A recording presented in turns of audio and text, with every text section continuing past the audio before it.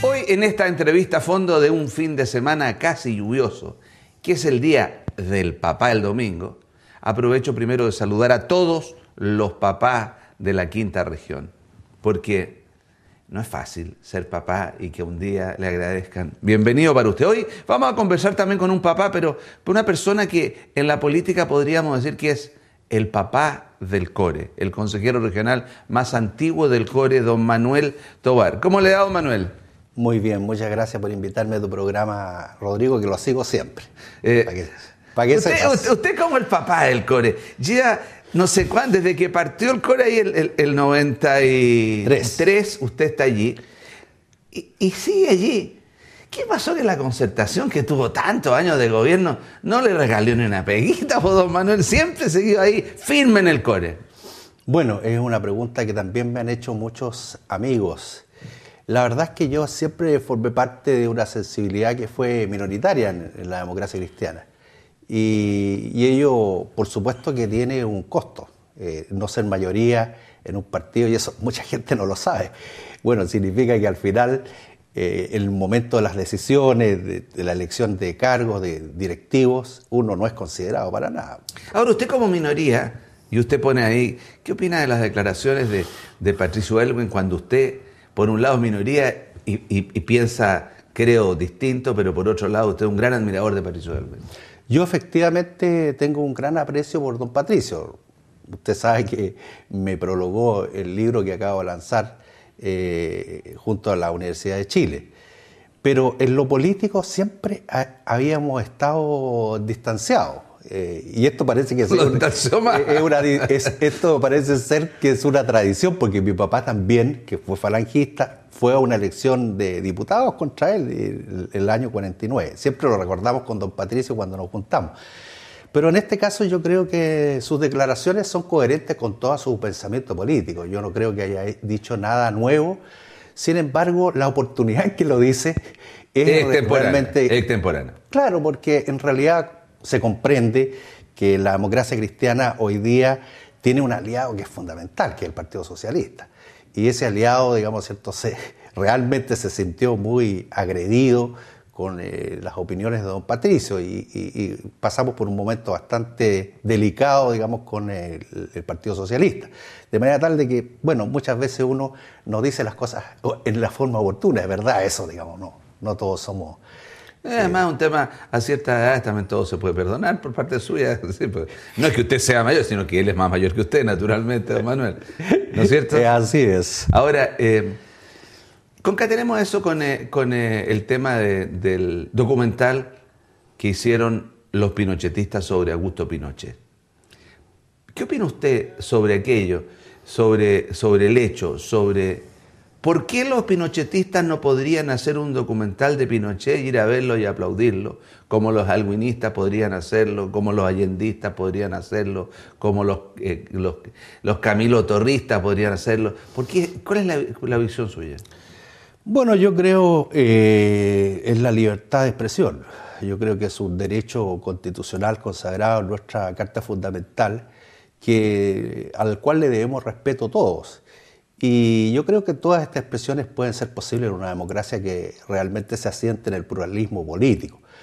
El problema muchas veces es que, claro, estos homenajes a un dictador que verdaderamente hizo de nuestra historia patria, digamos, ciertos hechos que todos lamentan, digamos, incluso ya en el gobierno, los ministros de Estado también, que fueron parte, digamos, de ese gobierno, crea, digamos, una sensación, digamos, conflictiva, una polarización. Y eso, digamos, es natural, porque la historia, digamos, no se puede borrar con la pluma.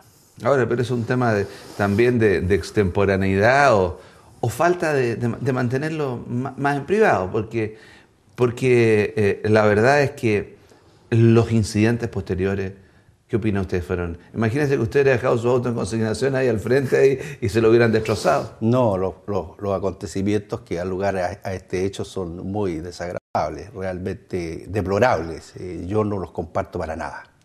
Vamos a su libro. Usted hace algunas semanas, yo tuve el honor de ser invitado, fui a ver el libro Derecho y Administración Regional que usted escribió. que fue prologado por Isoerbe, que por lo demás todavía no me han venido a traerlo porque dejé mi dirección, mi teléfono para comprárselo, así que dígale que venga. Pero hablemos de su libro, Manuel. Sí, bueno, el libro se origina tras una invitación que me hace Rolando Pantoja Bauzá, que es un académico de gran prestigio en la Universidad de Chile, y que ha escrito muchos libros sobre materias de derecho administrativo. Él es un administrativista. La verdad es que yo cuando él me planteó el asunto, yo le dije que no, porque la verdad es que encontraba la empresa bastante cerro arriba. Yo no era abogado y la cosa era, digamos, un tratado de derecho administrativo donde el tomo mío, el tomo segundo, era parte de ese tratado. Sin embargo, él me impulsó señalándome que era fundamental para él tener una visión de la realidad, ¿no es cierto?, de esto de la administración regional. De manera tal que efectivamente yo como consejero regional tenía tanto tiempo en el consejo y pensé que efectivamente era un buen argumento. Y bueno, acepté, digamos, ¿no es cierto?, esta historia, y al final fue felizmente conseguida, digamos, ¿cierto? Es un libro con 730 páginas, tiene 4 partes. La primera parte está consagrada a darle un contexto, digamos, al núcleo del tema, que es la administración regional. Allí se habla, ¿no es cierto?, del sistema político, del régimen político, del Estado, etc. La segunda parte es una parte histórica, en donde se hace todo un retrato de lo que ha sido y ha significado para el país el tema de la descentralización administrativa y los distintos proyectos políticos que han habido en esta área. La tercera parte es una parte ya consagrada, digamos, al gobierno regional, propiamente, sus funciones, atribuciones, etc. Y la cuarta y última parte es una parte de derecho comparado y experiencias comparadas, donde yo comparo Bolivia, Perú, Colombia y Francia con Chile. Francia porque en realidad es un modelo que siempre ha sido mirado por Chile con cierta, digamos, cierto privilegio, ¿no es cierto? Y por esa... La última parte, digamos, ¿no es cierto?, al final un último capítulo sobre perspectivas y desafíos de la descentralización. Ahora, yo tuve la suerte de compartir un periodo de consejero regional con usted. Antes yo fui parte del COREDE, elegido por los estamentos culturales. Tengo una historia de 10 años, usted tiene una historia de 20, pero juntos podríamos juntar los últimos 30 años. Yo tengo una visión, me gustaría escuchar la suya. Mi visión es que realmente los desafíos que tiene la descentralización regional hoy día son muy grandes porque no se ha logrado quitar esta fagocitación de Santiago sobre Chile. ¿Cuál es la visión que tiene usted? Bueno, yo creo que el tema de la organización del nivel intermedio de la sociedad chilena siempre estuvo en cuestión a raíz de la experiencia del 1826, o sea, la experiencia del federalismo. Quedó muy grabado en la historia política del país y en las clases dirigentes sobre todo este asunto. Se repitió cuando se planteó nuevamente en la Constitución del 25 el mismo debate, ¿no es cierto?, sobre este tema y los mismos temores, ¿ah? Y en todo proyecto político que ha habido en Chile, siempre ese nivel intermedio ha sido un nivel dificultoso para abordar. Y la solución, digamos, que han puesto los que apuestan por el Estado unitario, que han sido, digamos, dogmáticamente en esta postura. En la elección. Es, digamos, cierto, no, es incluir dentro de esta instancia que por definición y doctrina debe ser independiente del poder central al intendente. De manera tal que en todos los proyectos políticos históricamente ha habido eso. Es decir, colocar al intendente como la principal figura de este nivel intermedio. De modo tal que el intendente podría ser, desde el punto de vista de la doctrina del derecho administrativo y desde el punto de vista del derecho comparado, podríamos llamarlo fácilmente nosotros el intruso de la descentralización. O el comodín. El comodín. Claro, porque... Pero si se eligiera el comodín, consejero, ¿no cree? Si se eligiera el comodín, sería aquello... porque esta próxima elección de los consejeros regionales, que no está claro cuándo viene, pero que viene como el lobo, es una parte de un todo que queda incompleto, ¿no? Sí, yo creo que efectivamente yo no soy partidario de la elección del intendente, soy partidario de la elección de un presidente del Consejo Regional, porque recordemos que la Constitución autoriza la descentralización administrativa, pero no la descentralización del gobierno. Y el intendente tiene las dos facultades, seguridad, la de administración y la de gobierno interior. Entonces, lo que a nosotros nos interesa, a los regionalistas, la administración. Es la administración, sí, claro. Efectivamente. Y por lo tanto, nosotros lo que queremos es un presidente que tenga esas facultades de administración. Pero el gobierno interior, ese gobierno interior lo puede tiene que fácilmente desde el nivel central y tener un representante en las regiones, que es el intendente. De manera tal que en esto, digamos, cierto, es buena esta pregunta porque la verdad es que hay mucha confusión en esta materia. Muchos dicen elección de intendente sin digamos, percatarse que eso es el cuello de botella más grande que le colocan en el Senado o en la Cámara de Diputados. Es la manera, es como la guinda envenenada, porque la elección del intendente como intendente no se puede justamente por esto, porque se pierde la unidad de la administración del presidente de la República. Efectivamente, entonces quienes son defensores del Estado unitario inmediatamente dicen, no, aquí se está fragmentando, ¿no es cierto?, el poder y aquí, digamos, vamos hacia un Estado federal, etcétera, cosa que no es efectiva. Ahora, ¿para qué? Avancemos. ¿Para qué? Imaginemos que ¿para qué pudiéramos lograr esto cuando, desde el punto de vista de la administración de los recursos regionales, en general, salvo 4, 5, no sé, 10 proyectos grandes, yo creo que son menos de 10 en 20 o 30 años, las platas del gobierno regional, por efectos de los déficits que tienen los gobiernos municipales, han sido siempre una municipalización de esa plata, una distribución territorial para ir arreglando los hoyitos de toda esta falta de recursos que hay. Entonces, ¿cuál es la forma también de pensar en una administración regional que sea completa, de que se solucionen los grandes temas, la educación, así como los estadios? ¿Por qué no todos los estadios después? ¿Por qué los embalses? En vez de ir tapando todos los hoyitos.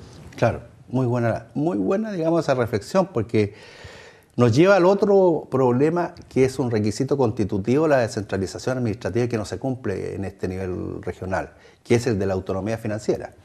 Porque nosotros tenemos descentralización, pero por el gasto. O sea, el gobierno central en su presupuesto hace transferencias hacia los gobiernos regionales que son condicionadas, porque a uno le dicen dónde tiene que colocar la plata. Y otras asociativas, digamos, claro. Efectivo. Entonces, ¿qué es lo que pasa? Que no tenemos nosotros descentralización por los ingresos. De manera tal que no tenemos nosotros una ley de rentas municipales para entendernos. Debería haber una ley de... O una ley de los puertos, o una ley... Claro. Una ley de rentas regionales que permitiera, ¿no es cierto?, entonces a los gobiernos regionales percibir, ¿no es cierto?, o coparticipar en algunos impuestos de manera de tener una caja propia que se maneje con autonomía.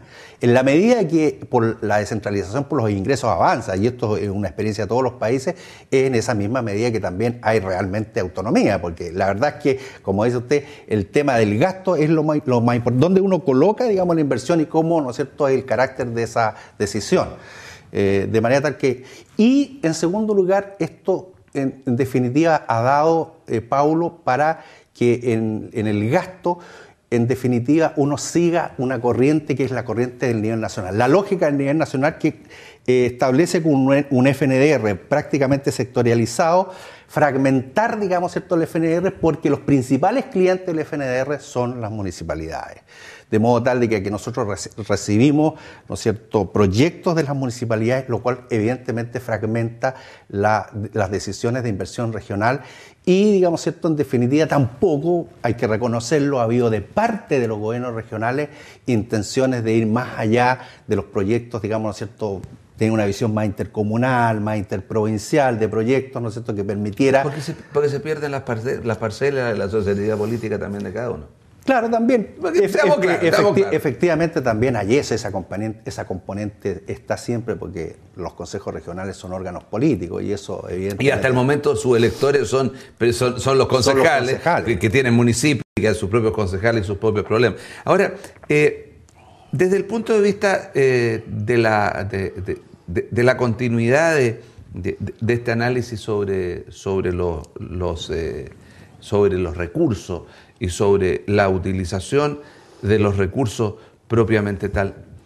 Y el control de los proveedores de servicios y el control de los contratistas, consejeros, y el control de las que no les corresponde, pero sí les corresponde, porque ustedes asignan y es Payoro que ejecuta, porque las irregularidades que existen desde proyectos, recuerdo a principios de la década pasada, no, de esta década, no, de la década pasada, el 2010, 2001, perdón, 99, 2001, las casetas sanitarias en Valparaíso quedaron abandonadas por un contratista y resulta que después no se pudo ejercer la boleta de garantía y el mismo contratista a lo mejor está en otro lado, por nombrar uno, porque hay cientos de aquellos. Sí, yo creo que problemas en esa parte han habido bastantes. Pero si uno hace un examen más global de la inversión regional, la verdad es que son excepcionales. Se lo pregunto al revés, entonces, sí. Consejero. Usted póngase la mano al corazón. ¿Cree efectivamente que de los, no sé, pues usted lleva de consejero 20 años? 20 casi.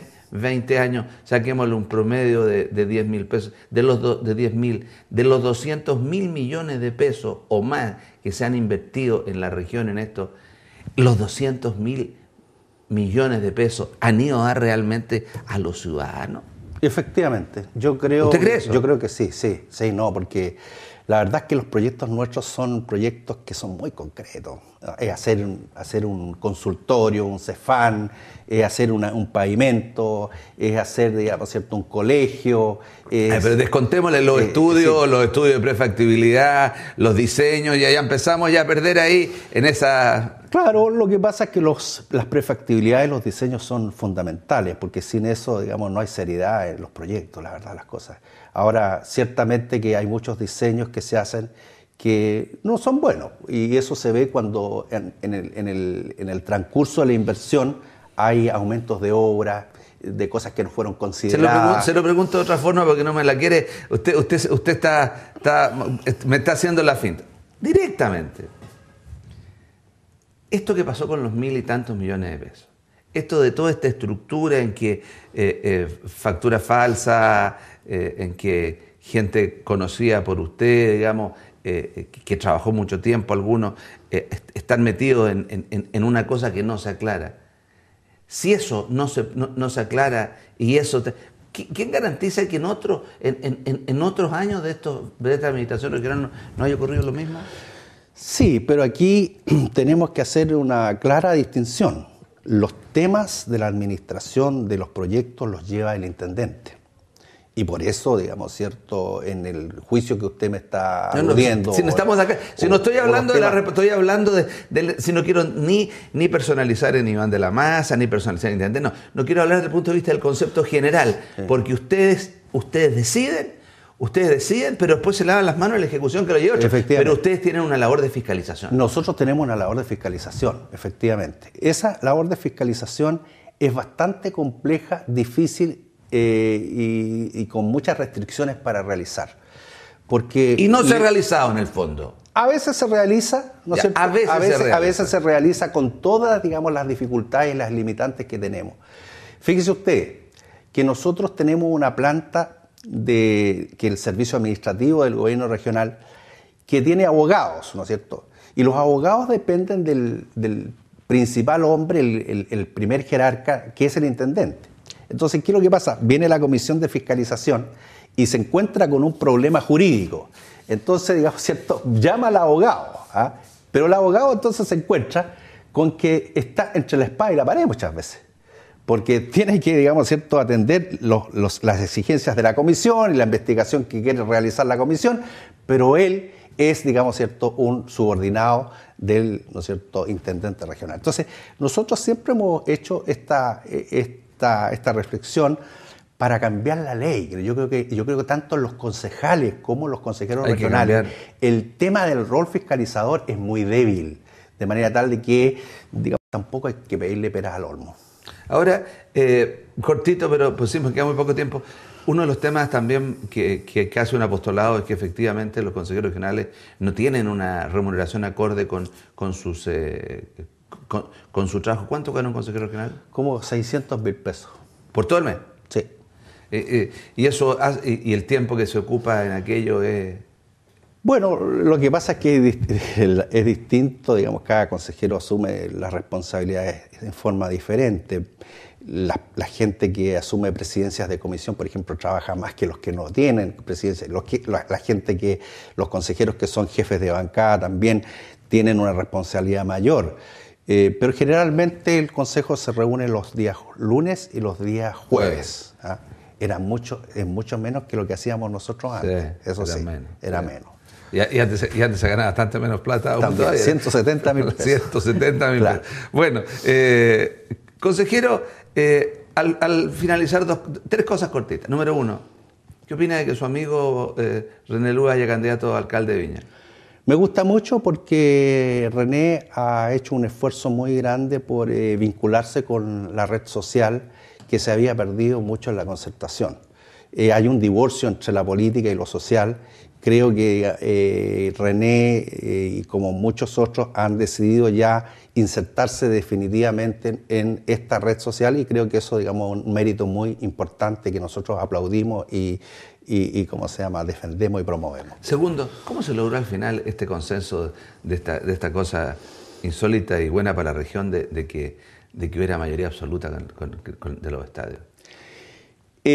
Bueno, ahí verdaderamente jugó un muy importante papel el intendente, porque el intendente ha venido de menos a más. El intendente ha entendido que tiene que gobernar con la mayoría del Consejo Regional, que es de la concertación. Y por lo tanto, digamos, él siempre ha invitado a la mesa para llegar a acuerdos. Y eso ha permitido en realidad, y permitió en este caso, lograr un acuerdo en materia de los estadios. Ahora, y al final, Manuel Tovar, ¿continuará de consejero regional ad eternum? ¿Hay elección o no hay elección? ¿O se va a devolver ya definitivamente a la cosa académica? Yo creo que no hay elección directa. Yo lo he dicho varias veces, pero no me lo quieren creer. Lo que pasa es que el gobierno, cuando envió la modificación a la ley orgánica constitucional en septiembre, debiera haberle puesto suma urgencia inmediatamente, sabiendo que hay muchos problemas en esa ley. Hay gente que quiere elección cerrada, otros quieren abierta, otros... O sea, y usted, y en esta elección indirecta, va a continuar. Yo tengo, digamos, la decisión tomada, digamos, de continuar. Okay. Tengo la decisión tomada de continuar. A mí me gusta mucho, digamos, el tema regional. Realmente no me gusta el tema parlamentario para nada. Y este tema, digamos, creo que es un tema importante. Creo que hemos avanzado mucho. Creo que los consejos regionales han cumplido las exigencias, digamos, ¿no es cierto?, que estaban previstas en la ley. Y por lo tanto, digamos, yo me siento contento y a gusto ahí. Muchas gracias, consejero Tovar. Bueno, y qué bueno de que continúe, porque creo que, como dije antes, el papá de los consejeros es usted. Gusto de tenerlo por aquí. Muchas gracias, Rodrigo. Bueno, y a usted que nos está viendo, bueno, Manuel Tovar, consejero regional, parece para bastante. Es el hombre que más sabe, el hombre que está allí desde que partió la elección y una persona que ha demostrado con antecedentes académicos que esto no es solo bla bla, sino que también hay un trabajo permanente sobre la descentralización. Que estén ustedes muy bien.